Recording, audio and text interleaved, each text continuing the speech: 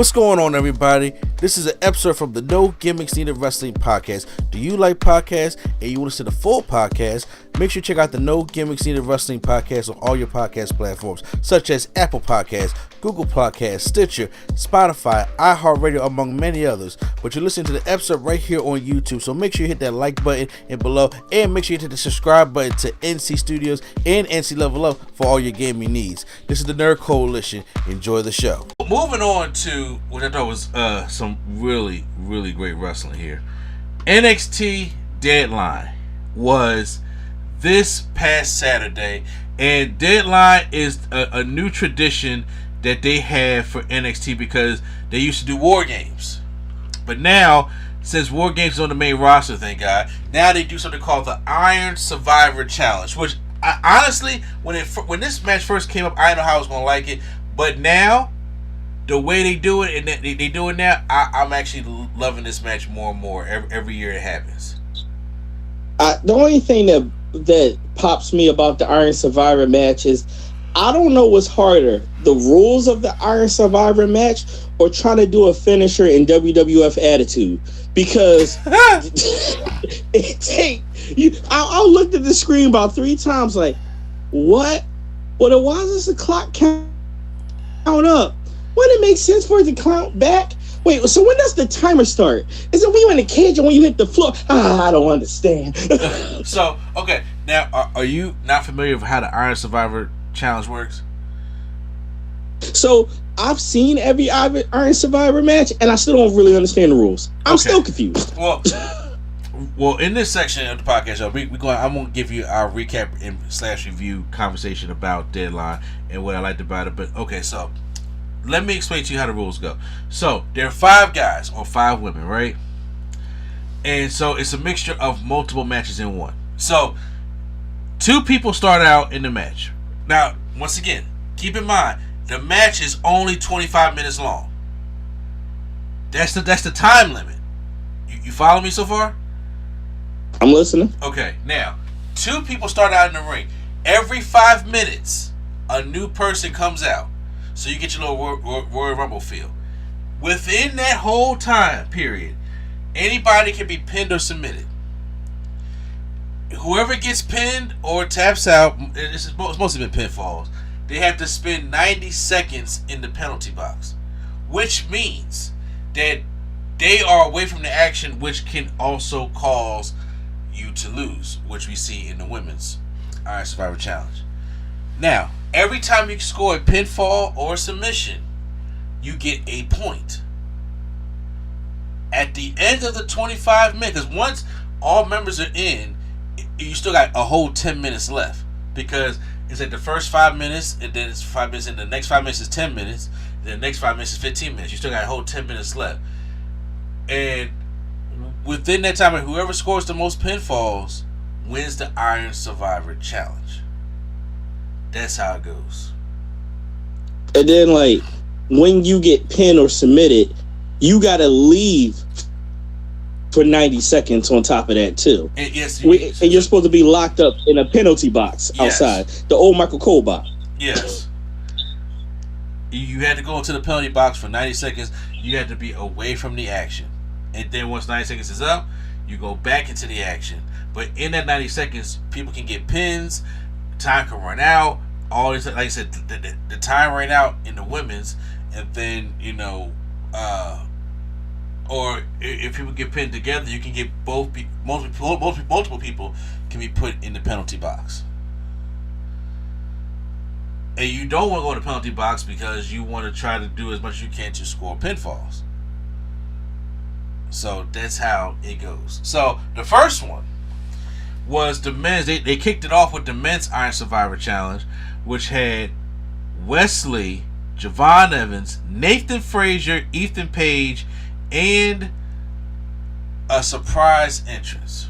And I'll get to that in a minute. Because something happened to Eddie Thorpe. Yes. Correct. Eddie Thorpe. Something happened to Eddie Thorpe, so they had a surprise. And I was just like, I didn't even know why Eddie Thorpe was in the match in the first place. But and not the surprise, but I am very happy for the surprise. with that being said, so it starts out with Wesley and Javon Evans. Wesley, since he's a heel now, he went back to his old TNA look. Have you recognized that? Now that you pointed out, I noticed he was not. I don't know. This don't take this the wrong way. He didn't look as exciting as he used to.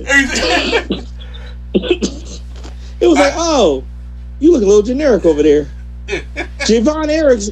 So did you just give all your clothes to Javon? To Javon? Did you just say take my whole outfit?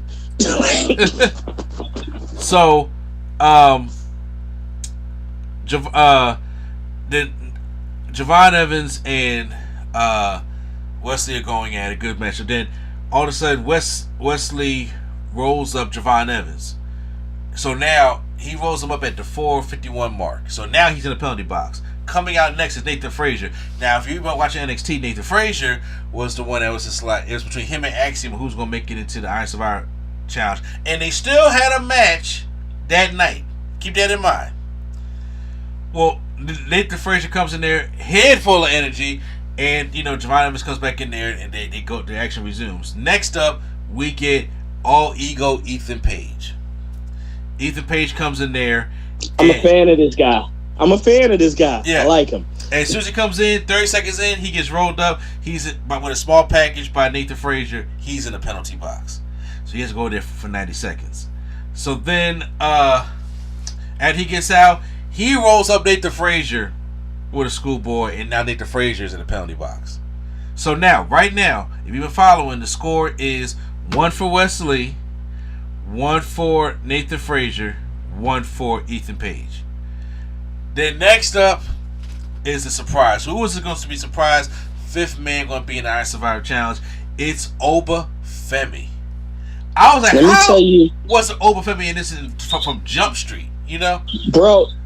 At this point, I was like, all right, well, since you need a big surprise as NXT, I'm in my head like, who on the main roster is not doing anything right now to set this match afire? Then that Oba Femi music hit, and I said, yo, how y'all gonna beat him? And it was because Ethan Page threw Javon Evans out of the ring so he could be right there with Oba Femi. He goes in there and just runs, rough shot, uppercuts, and just taking everybody out. And then Oba Femi hits a strong ass European uppercut on Javon Evans. He pins him, and he jumps off the top rope. Now Javon Evans is in the penalty box. And then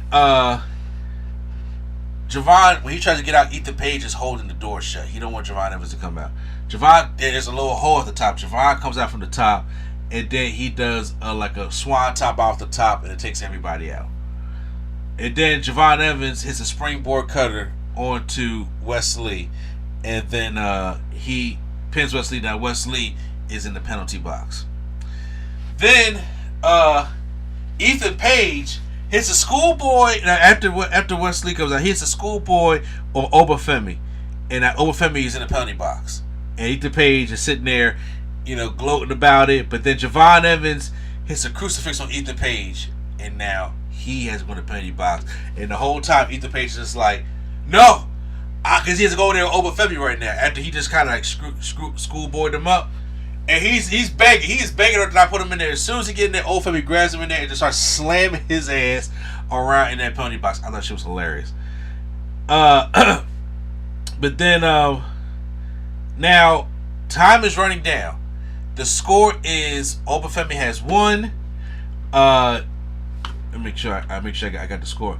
Oba Femi has 1. Wesley has 1. Javon Evans has 2. Nathan Frazier has 1. Ethan Page has 2. So it's tied. So in other words, in order for Oba Femi to win or anybody to win, they got to score. You got to score 3. So Oba Femi double choke slams Wesley and Nathan Frazier and pins both of them at the same time and gets 3 points. And this was at 24 minutes and 47 seconds. So it's only 30 seconds left. Javon Evans tries to go for a quick, a pin, but he runs out of time. And because he had 2, he could have tied it up. But Oba Femi is your men's Iron Survivor champion. Iron Survivor, which means he gets the number one contender shot at the NXT Championship at New Year's Evil. First off, I didn't know you could pin two people at the same time. When he did that, I said, "You can do that." He said, "We doing it." And then man, anybody, please go back. The athleticism throughout this entire match, as Mr. A&E, he just went over pinfalls and some of the moves. If y'all would have saw the things that was pulled off in this match, the entire match, you just I don't even understand how you that athletic. Like I'm mad. I'm jealous. I'm past jealous. I'm mad. Exactly. I mean, they even hit a doomsday device on Javon Evans, Wesley, and Nathan Frazier did on the outside, turning him inside out. It was a super kick part of Obafemi. His mouth started bleeding. I'm like, I don't want to take that. Obafemi caught Nathan Frazier with some kind of spear along with Javon Evans, and that boy turned his ass inside out. He started bleeding. I'm like, damn, everybody getting fucked up here. I don't know how many super kicks Obafemi got in that sequence, but it was beyond a super kick part. That was a super kick celebration. Yeah. He got kicked so many times to not go down. I don't even understand. He's not even human. No, he's not. So look out, NXT champion. We'll get to that. Next up, we have an NXT Underground match. We have Lola Vice taking on Jada Parker, ass on ass. And let me say one time for the cameraman, bro. The cameraman in this whole match was in the zone. Definitely was. And this match was all centered around because they had a street fight last month, and she took out Lola Vice with a brick. And now that brick is a part of their storyline and their right, which I did a pretty good one. But now we got Lola Vice. It's ain't a street fight like for Miss Parker. This is a NXT Underground, like UFC type match. They got no ring ropes or anything like that, so it's just them two. And I thought for what they did, I thought the match was actually pretty good. You know, Lola Vice is undefeated in these NXT Underground matches. At one point, Miss Parker, I keep calling Miss Parker, Jada Parker, tries to grab the brick. Yo, I'm okay with you calling her Miss Parker. Yeah. I ain't gonna fight you. She tried to grab a brick, but Lola Vice gets out the way, and she hits her. And like with a little takedown move, like a little takedown back fist, and she starts doing the little hammer fist to Jada Parker's face, and she tries to sit there and blocks it. She does put the submission sleeper on her, and then Jada Parker passes out, and Lola Vice, twerking it all, wins. She's still undefeated in these NXT Underground matches, so she won by technical submission because you only win this match by the submission or knockout. So let me say something. When Lola Vice come out for this match, I feel like that's another person. Like for anybody from the hood, you know what it's like when the girl come out and put the Vaseline on her face and tie her hair up. Yeah. That is Lola. You was like, wow. You look at her in the regular match. Wow. You look at her in that match. You was like, did she get her sister? Who is that? Exactly. So she was that matchup. Next up is the tag team match for the NXT Championships. Nathan Frazier, who and Axiom, who are tag team champions, take on the no quarter catch crew, which is Miles Bourne and Tavian Heights. Now, here's the thing: when it comes to the no quarter catch crew, I had not been following this group that much. I watch NXT, but I have not been following this group that much. I didn't see one that got William Regal Sutherland, right, and Ren Sinclair. So they're basically like a straight up shoot wrestling faction, right? And they had a battle royal to see who's going to win, who's going to take on the Axiom and Nathan Frazier. Axiom and Nathan Frazier have been going to do some riffs over there. They haven't been getting along, and Frazier's been getting kind of arrogant in his kind of things, and now Axiom was like, "You went through this whole matchup in the beginning, and now we gotta go do this whole matchup here." Well, I'm gonna tell you this right now. This had to be one of the most exciting, if not the most exciting match on the card. This was absolutely right. My wife was sitting there watching it with me, and she's not really into the tag team wrestling thing sometimes. Depending if the match gotta be like really good. Like I'm talking about like Revival versus American Alpha type good, you know? And she was in this day because we wasn't familiar because it was like there's no really rivalry here, but the no catch quarter crew or the no quarter catch crew, Tavion Heights put me on something new here. I was not familiar with this guy, but bruh, this guy's smooth with his stuff, and he is just like a wrestling machine. It's like No Way Jose as a catch wrestler. And the funny part is, this was my throwaway match on the card. I was like, if I had to pick up, like, beginning the card, if I was like, oh, this is the match I'll probably go grab food on. And like, something like that. And this turned out to be arguably the best match on the card. It was really, if y'all in the Texas wrestling, y'all gotta go back and see that. And but Axiom and Nathan Frazier did pull out the victory. Pinning, I think they pinned Miles Bourne. I'm not necessarily sure, but yes, you're right. It's Miles. Yeah, they pinned Miles Bourne. Yeah, but it was still damn good. It was still a damn good matchup. And Tavion Heights, man, you have really showed me. I'm like, okay, I need to pay more attention to this no quarter catch crew. I really do. You know what I realized about that match? That match told such a good story outside having some of the most amazing moves. Yo, Nathan Frazier came in hurt. He was hurt the entire match. Yes. He was tagging in and tagging out when he can. They tried to isolate him as much as he could. A lot of his stuff wasn't going right because he was legit hurt, and they had to have Axiom put in a lot of heavy work, which he can only do so much to bring back in Nathan Frazier. Yo, I was sitting there, I was like, yo, obviously this sets up. They've been beefing. They gonna lose the belt tonight, and they didn't. No, they pulled it together. I think that their next challenger may be OTM because they did come out during this matchup, and they end up, doing an outside spot, taking them out because I'm sorry. OTM, Jada Parker star shine brighter, and I'm like, she need to still be with y'all right now to be real with y'all. But so you're saying technically Jada Parker is out the mud? Yes, literally. Look, sorry, Hispanic crime time. It ain't been catching for me. Not Hispanic crime time. it just ain't been catching. I'm just like, I don't know, but I need that may be their next thing. Then we had the singles match for the NXT Championship. I was like, oh, so they're putting the women on for the main event. Okay, I'm cool with that. Trick Williams versus Ridge Holland. In my personal opinion, this was like the down point of the night. Which the match was fine, but I'm not a big Ridge Holland guy. And I was like, when it was like Trick Williams versus Ridge Holland, I really didn't care. I knew Trick Williams was going to retain. I was like, they're not going to want him to lose to Ridge Holland. But the one highlight that I would have to tell you about this matchup is Trick Williams he get his inner Mick Foley on because Ridge Holland was his inner Mick Foley. Yes, Ridge Holland was working on the neck because he on NXT he kind of teased of he gave Ridge just like this the what's that move Paige used to do where she like brings your knees up, the rampage. He did that to Trick Williams on the announce table, which probably hurt his neck. And Ridge Holland's already gloating about being a heel and breaking Big E's neck and shit like that.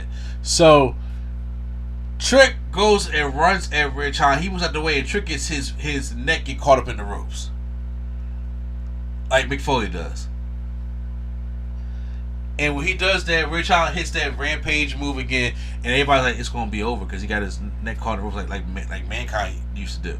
And then he was just like, no, he kicks out, but then it seemed like once he kicked out, everything just came all of a sudden. He hits his little cyclone kick, and then hits the trick shot, and it's over.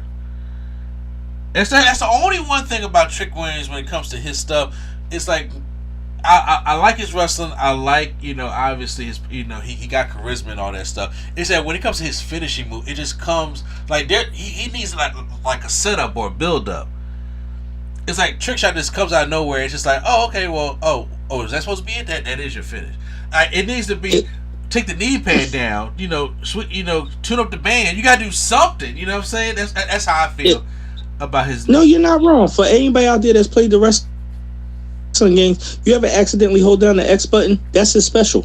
Yes. His joint is strong strike. Like, it really is.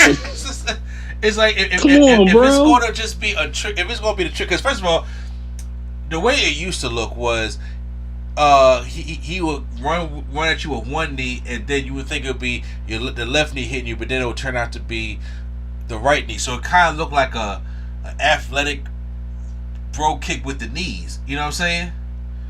But then all of a sudden it just turned, but then it just turned to a Triple H knee attack, like he used to run and hit you with the knee. I was like, well, okay. So I'm like, you gotta do something to get like, even Drew does the countdown. You gotta do something to really, get me into that move sometimes. But that's only criticism I have for Trick Williams. It's as appealing as when Test did the test boot, because anytime he did the test boot, it was like an accident. Yeah. It was like, oh, he kicked him. Oh, that's it. That's the end. Oh, okay. Yeah. No. Like even when Adam Cole started doing the knee to the back of the head, he starts setting up. Oh, he's pulling the knee pad down. He's in the corner. He's calling for it. As you said, there have to be some type of build up to this move. And let's be honest. So we know this, and we know what's happening. So what is it? Trick and Obafemi? Yeah, at New Year's Evil. How am I supposed to believe after 22 kicks a Trick Shot gonna do it? Let's come on. Honestly, I think Obafemi takes it. If Obafemi don't get it at New Year's Evil, he damn sure gonna get it WrestleMania weekend. 2025. He's getting the belt. Well, now if you don't get it at New Year's Evil, it's because somebody else got involved. Yeah, but somebody got in the way. Because right now I'm just like, Trick Day is winding down a little bit, bro. And Obafemi is like, yeah, that's definitely the next dude in line. Main event time, we had the Women's Iron Survivor Challenge, and we had Julia taking on Sol Roca, Stephanie Vacure, Zarya, and Ren Sinclair. Now, when it comes to the women, it started out with Julia and Ren Sinclair. Now, Ren Sinclair is part of the No Quarter Catch crew, so she's part of the catch wrestling style. And Julia, she just came in, so everybody was really into Julia. What was going to happen with her? And then Beautiful Madness. Yeah. Next up is Sol Roca. I knew Sol Roca was gonna be number 3. She coming here. She coming in with a double springboard drop kick, and Sol Roca is just really, really good and very athletic. She really. Her athleticism is insane. It is. I'm like almost waiting for her moves to not work, and they always are on point. I am impressed. Or beyond impressed. So now I did like this turn event. So almost by the 10-minute mark, Julia hits Ren Sinclair with a Northern Lights bomb. So now Ren Sinclair is in the penalty box. And then after the 10 minutes, we get Zarya. Zarya comes out. Zarya, I always told ladies, because I was like, Zarya reminds me if Beth Phoenix was in TNA. That's how she would look. Right? But it gives me the vibe of if you combine Beth Phoenix and the John Jazzy from the Mae Young Classic, it's like a fusion. Well, yeah, I am into Zarya. So now, while they're all in the ring, Ren Sinclair gets out the penalty box as she runs in, because first of all, before she does that, Sol Roca hits the Soul Snatcher on Julia and Zarya while they're over in the corner at the same time. And for those who have not seen the Soul Snatcher, it's a pretty damn creative move, especially when she hits it. It's like I put that Soul Snatcher up there when it comes to creativity, up there with the Eclipse. Fine, no arguments. Yeah. There's no way that move should land as much as it does. Exactly. And I'm just like, but you perfect. need dumb women to be able to hit it. And God, this just makes me think, like, Tony Khan, let Athena go. Let's always have another shot at her, because I don't even want to get into it right now. Y'all messed up. No, let me tell you this, though. At this point in the match, I'm looking at how well these women work together in the chemistry, and I flash back to Survivor Series like, y'all should be ashamed.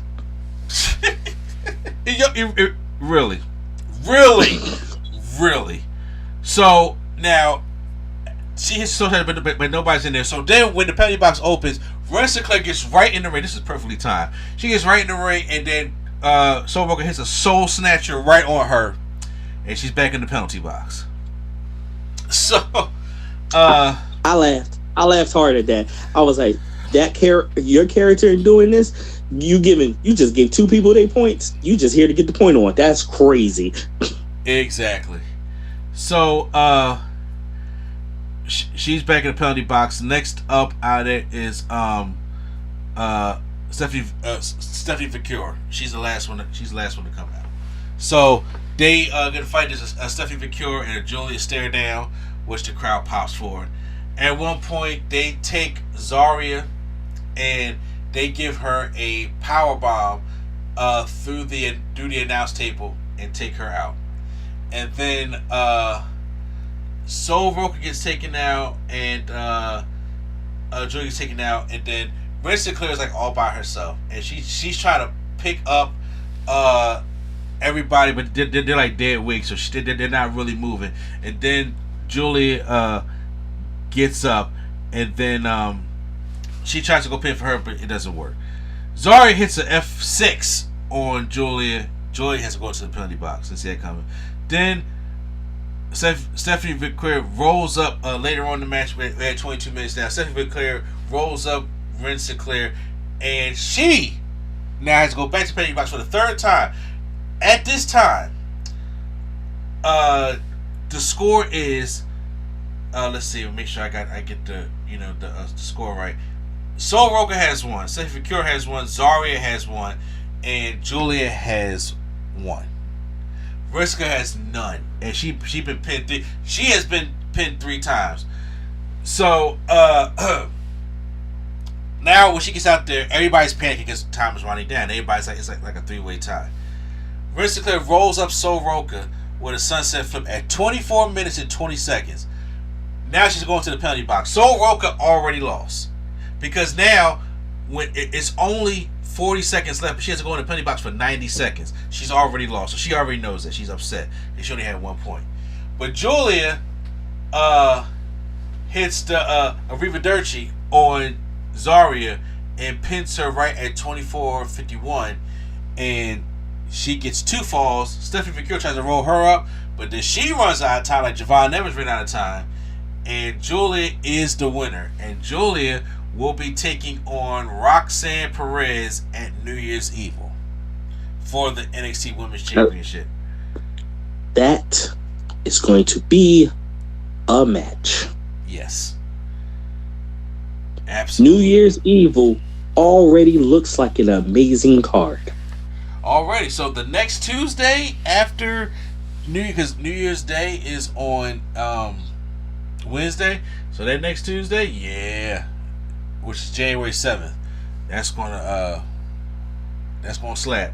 That's gonna slap. So overall, before we start recording, you asked me which one you thought was better. Honestly, I want to tell you right now, I thought when it came to wrestling and everything, Deadline was better than Survivor Series.